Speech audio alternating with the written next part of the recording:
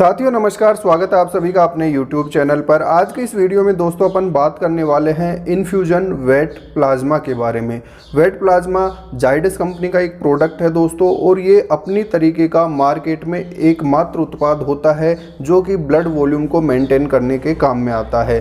पशुओं के उपचार में जहाँ पे हाइपोवोलेमिया की कंडीशन हो या बहुत ज़्यादा ब्लड लॉस हो जाए या ब्लड हीमोग्लोबिन लेवल अगर बहुत डाउन हो जाता है, उस केस में ब्लड ट्रांसफ्यूजन की अपने को ज़रूरत पड़ती है। परंतु ब्लड ट्रांसफ्यूजन फील्ड कंडीशंस में या फील्ड लेवल पर पॉसिबल नहीं हो पाता है। तो ऐसी स्थिति में ब्लड वॉल्यूम को मेंटेन करने के लिए वेट प्लाज्मा एक बहुत ही अच्छा प्रोडक्ट साबित होता है। तो आज के इस वीडियो में वेट प्लाज्मा से संबंधित संपूर्ण जानकारी अपन यहाँ पे डिस्कस करेंगे। उससे पहले जो लोग नए हैं अपने YouTube चैनल पर, जिन्होंने अभी तक चैनल को सब्सक्राइब नहीं किया है, चैनल को सब्सक्राइब कीजिए और बेल आइकन को दबाते हुए नोटिफिकेशन बेल को ऑन कर लीजिए, ताकि भविष्य में आने वाले उपयोगी ज्ञानवर्धक एवं ऑथेंटिक जानकारी वाले वीडियो सबसे पहले आपके पास पहुँच जाए।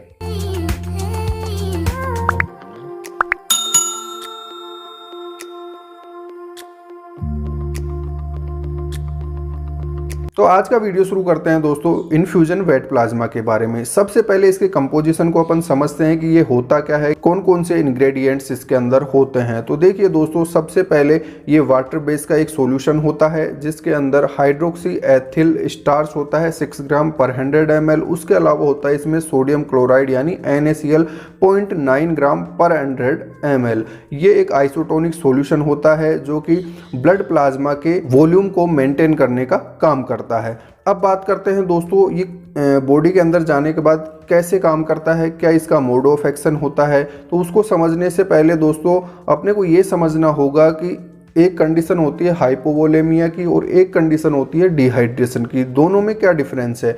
दोनों लगभग सिमिलर लगती है, परंतु इनमें डिफरेंस होता है, दोनों सेम नहीं होती है। हाइपोवोलेमिया का मतलब होता है दोस्तों जो बॉडी का ब्लड वॉल्यूम है या जो फ्लूइड केशिकाओं में या ब्लड कैपिलरीज में, ब्लड वेसल्स में फ्लो हो रहा है, उसका वॉल्यूम अगर कम हो जाएगा तो उसे अपन हाइपोवोलेमिया की कंडीशन बोलते हैं। हाइपोवोलेमिया की कंडीशन जो होती है दोस्तों, जैसे हीमोरेज हो गया, किसी प्रकार का एक्सीडेंट हो गया, उस कंडीशन में ब्लड लॉस हो जाता है और वहाँ पे हाइपोवोलेमिया की कंडीशन अपने को देखने को मिलती है। उसके अलावा जो डिहाइड्रेशन की कंडीशन होती है उसमें इंट्रासेलुलर और एक्स्ट्रा सेलुलर दोनों प्रकार के फ्लूइड बॉडी में डाउन होते हैं, दोनों प्रकार के फ्लूइड्स का लॉस होता है, यानी जो टोटल फ्लूइड ऑफ बॉडी होता है उसकी मात्रा कम होती है डिहाइड्रेशन के केस में। जबकि हाइपोवोलेमिया का जो कंडीशन होती है उसके अंदर केवल जो इंट्रावेस्कुलर फ्लूइड है, जो कैपिलरीज या ब्लड वेसल्स के अंदर फ्लो होता है, उसकी मात्रा कम होती है। अब बात करते हैं दोस्तों, जब भी दोनों ये कंडीशंस हो जाएगी तो उस कंडीशन में ब्लड वॉल्यूम कम होगा। ठीक है, डिहाइड्रेशन भी अगर बहुत ज़्यादा है तो उस केस में भी जो इंट्रावेस्कुलर फ्लूइड होता है, जो ब्लड वॉल्यूम होता है, उसकी मात्रा कम होती है। तो दोनों केसेज में अपन इसका उपयोग करते क्यों हैं? जैसे ही अपन ये फ्लूइड चढ़ाएंगे, आईवी ड्रिप के माध्यम से ये फ्लूइड जानवर के शरीर में जाएगा, ब्लड के अंदर जाएगा, उस कंडीशन में क्या होता है, जैसे ये फ्लूइड पहुंचेगा तो इसमें मौजूद जो हाइड्रोक्सी एथिल स्टार्च होता है, ये कोलोइडल सस्पेंशन है हाइड्रोक्सी एथिल स्टार्च का। तो हाइड्रोक्सी एथिल स्टार्च जो होता है उसका मोलिकुलर वेट हाई होता है और ये एल्बुमिन जो प्रोटीन होती है ब्लड की, उसकी तरह काम करता है, उसकी तरह वहाँ पे इफेक्ट दिखाता है। इसका मोलिकुलर वेट ज़्यादा होने की वजह से ये क्या करता है, ऑस्मोटिक प्रेशर जनरेट करता है। जो ब्लड वेसल्स है उनके अंदर ऑस्मोटिक प्रेशर जनरेट करता है, जिसकी वजह से जो फ्लूइड है वो उस ब्लड वेसल के बाहर नहीं जा पाता। ठीक है, समझ में आई ये बात? ऑस्मोटिक प्रेशर जनरेट करता है जिसकी वजह से ब्लड वेसल्स के बाहर नहीं जा पाता, या जो प्लाज्मा है वो ब्लड वेसल के बाहर नहीं जा पाता, और जो ब्लड वॉल्यूम में जो कमी आ रही थी वो कमी आना बंद हो जाती है और जानवर का जो हाइपोवोलेमिया की कंडीशन थी उससे वो बाहर निकल जाता है और वो मरने से बच जाता है। तो इस प्रकार ये शरीर में काम करता है। अब बात करते हैं दोस्तों किन किन परिस्थितियों में इसका उपयोग अपने को करना चाहिए। तो सबसे पहले जैसा कि अपन ने देखा अभी, हाइपोवोलेमिया की कंडीशन में इसका उपयोग कर सकते हैं। अब हाइपोवोलेमिया की कंडीशंस कब कब होगी?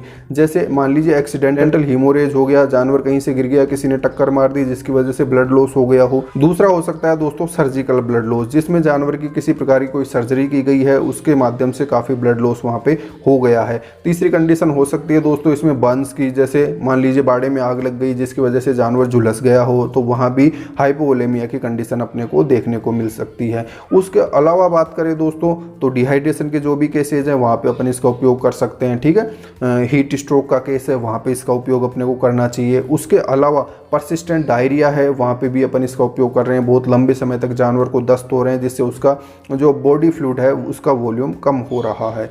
उसके अलावा दोस्तों ब्लड प्रोटोजोअल जो भी इन्फेक्शंस होते हैं जहाँ पे ब्लड लॉस होता है यूरिन के थ्रू, वहाँ भी अपने को इसका उपयोग करना चाहिए ताकि ब्लड वॉल्यूम मेंटेन हो सके।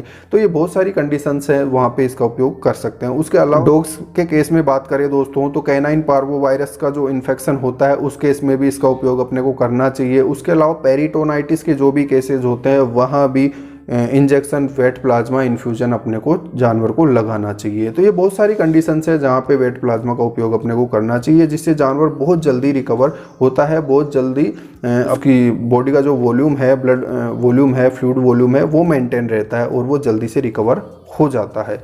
अब बात करते हैं दोस्तों इसकी डोज रेट की। तो इसकी डोज रेट पे जाएं दोस्तों तो जो बीमारी है जानवर को या ब्लड लॉस की जो सीवियरिटी है या डिहाइड्रेशन का जो लेवल है उसको सबसे पहले अपने को अच्छे से डायग्नोस करना होगा कि किस लेवल तक उसका डिहाइड्रेशन हो गया है या ब्लड लॉस हुआ है तो उसका किस लेवल तक हीमोग्लोबिन जा चुका है। उसके आधार पे अपने को इसकी डोज डिसाइड करनी होती है। जनरल डोज की बात करें तो इसकी डोज अपन 8 से लेके 20 ml पर kilogram body weight per day के हिसाब से जानवर को लगा सकते हैं, ठीक है। यानी अगर 300 किलोग्राम का कोई जानवर माने अपन बड़ा तो उसके 3 लीटर फ्लूइड चढ़ाया जा सकता है, परंतु ये डिसाइड कैसे करना है अपने को उसकी सीवियरिटी के अकॉर्डिंग डिसाइड करना होता है, ठीक है। 8 से 10 ml पर किलोग्राम बॉडी वेट के अकॉर्डिंग जानवर को अपन पर डे चढ़ा सकते हैं। ये नॉर्मल सी इसकी रेंज होती है बड़े एनिमल्स के लिए। छोटे एनिमल्स की बात करें तो 10 से 20 ml पर किलोग्राम बॉडी वेट पर हिसाब से अपन जानवर को दे सकते हैं। तो ये इसकी डोज रेट होती है दोस्तों। अब बात करते हैं इसको कहाँ कहाँ पे अपने को नहीं लगाना चाहिए। तो देखिए प्रेगनेंसी की कंडीशन में इसका उपयोग एकदम सेफ होता है, किसी प्रकार का नेगेटिव इम्पैक्ट प्रेगनेंसी पर इसका देखने को नहीं मिलता है।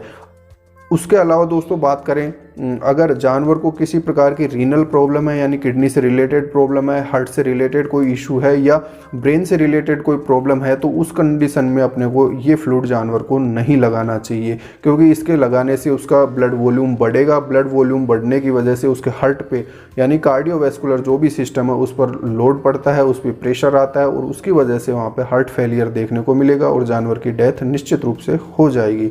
तो इन कुछ कंडीशंस का अपने को ध्यान रखना होता है। दूसरा अपने को इसमें यह ध्यान रखना होता है दोस्तों कि जब भी ये इन्फ्यूजन चढ़ाना है तो जैसे इसको स्टार्ट करेंगे तो शुरुआत के जो 10-20 ml होते हैं वो बहुत ही स्लोली अपने को चढ़ाने होते हैं और बहुत ही ध्यान से वो अपने को चढ़ाने होते हैं। यानी जैसे अपन ने ड्रिप चालू की है जो एनिमल है वो अंडर ऑब्जर्वेशन अपने को रखना होता है, उसमें किस प्रकार के चेंजेस हो रहे हैं। कई बार एनाफाइलेटिक शॉक की कंडीशन भी अपने को देखने को मिलती है और जैसे ड्रिप चालू की थोड़ी सी दवा जैसे 10 से 20 ml उसकी बॉडी में गई और एनाफाइलेटिक शॉक की वजह से उसकी तुरंत डेथ हो जाती है। तो ये सावधानी अपने को रखनी होती है ऐसी कंडीशन से बचने के लिए, ठीक है। अगर इसकी ओवरडोज हो जाए तो उस केस में अपने को क्या करें, पहली बात तो अपने को ये ध्यान रखनी है कि किसी भी मेडिसिन की कभी भी ओवरडोज नहीं होनी चाहिए। फिर भी अगर डायग्नोसिस में गलती है तो उस केस में ओवरडोज हो सकती है। अगर ओवरडोज होती है तो वहाँ पे अपने को डायूरेटिक का उपयोग करना चाहिए। डायूरेटिक जैसे फ्रूसेमाइड है, रिमोट वेट के नाम से जो इंजेक्शन अवेलेबल होता है वो अपन एनिमल को देंगे ताकि उसका जो ब्लड वॉल्यूम बढ़ा है, फ्लूइड का जो वॉल्यूम बढ़ गया है बॉडी में वो एक्सक्रीट आउट हो सके और उसका ब्लड वॉल्यूम रेगुलेट हो सके, ठीक है, ताकि उसका कार्डियोवैस्कुलर सिस्टम है वो फेलियर से बच जाए। तो आज के इस वीडियो में दोस्तों वेट प्लाज्मा से संबंधित कुछ महत्वपूर्ण सी बातें अपन ने यहाँ पे की है। उसके अलावा और भी कोई कन्फ्यूजन है और किस दवा के बारे में जानकारी आपको चाहिए या किस बीमारी के बारे में आप जानकारी चाहते हैं वो अपने कमेंट सेक्शन में बता सकते हैं। निश्चित रूप से आपकी शंकाओं का निस्तारण किया जाएगा। उसके अलावा दोस्तों मेरे से कॉन्टैक्ट करने के लिए आप इंस्टाग्राम पे मैसेज कर सकते हैं, कॉल भी कर सकते हैं। उसका लिंक यहाँ वीडियो के नीचे डिस्क्रिप्शन में दिया गया है। धन्यवाद।